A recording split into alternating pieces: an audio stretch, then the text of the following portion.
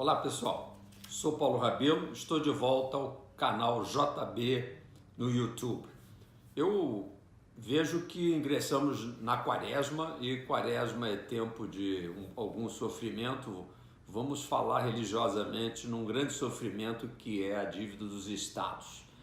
Os estados brasileiros devem mais de 800 bilhões, ou seja, um número perto de 1 trilhão de reais. Essa é a dívida consolidada dos 27 estados. E por excesso de simplificação jornalística, esse é um cuidado que nós devemos ter, fala-se em dívida dos estados como se todos estivessem dentro de um mesmo saco, farinha do mesmo saco. Nada mais longe da verdade.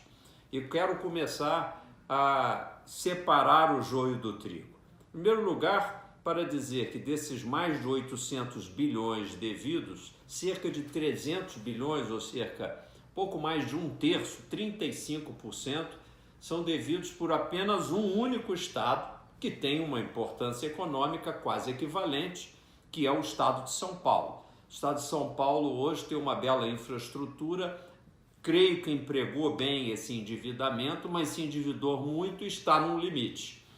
Os outros 40% do total dessa dívida de mais de 800 bilhões é a responsabilidade de apenas 3 outros estados. Esses, na realidade, quase quebrados, maus devedores, que é o caso do Rio de Janeiro, o caso de Minas Gerais e o caso do Rio Grande do Sul. Portanto, 4 estados apenas, 4 estados, embora importantes economicamente no conjunto dos 27 estados, incluindo o Distrito Federal na federação, esses 4 estados representam nada menos do que 75% do total do endividamento, deixando os outros as 23 outras unidades responsáveis por apenas 25%. E é isso mesmo. Estados relativamente pobres do ponto de vista de renda per capita, vou citar o mais bem organizado e que sempre aparece perto do topo do ranking de bom comportamento fiscal, Ceará, que tem uma bela história de bom comportamento fiscal, governo após governo.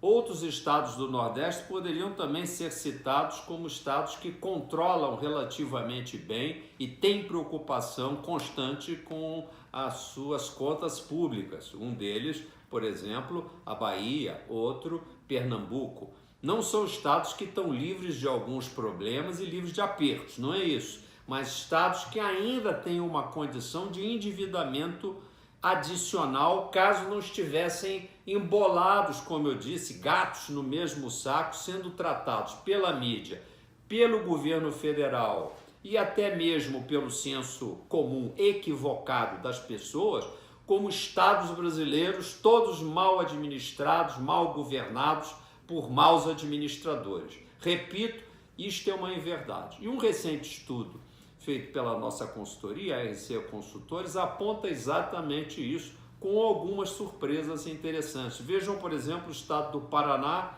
e o outro que é um Pará também, que é o estado do Pará, que aparecem no topo de um ranking que dá um conjunto de notas com pesos diferenciados para o chamado equilíbrio fiscal, levando em conta aspectos diversos das finanças estaduais. Mas não são só eles, eu vou citar um estado também muito bem pontuado, que é o Espírito Santo, vou citar um outro estado que está relativamente bem, que é o Amazonas, e vou por aí citando vários estados nesse ranking que será em breve publicado. Portanto, a situação dos estados precisa ser tratada pela União, ou seja, por Brasília, pelo governo federal, com muito mais cuidado do que tem sido tratada, e o próprio governo federal, ele mesmo, tem que fazer uma meia-culpa, porque em matéria de produção de déficits primários, a União Federal é imbatível. Ela mesma precisa de uma lei de responsabilidade fiscal sobre si mesma.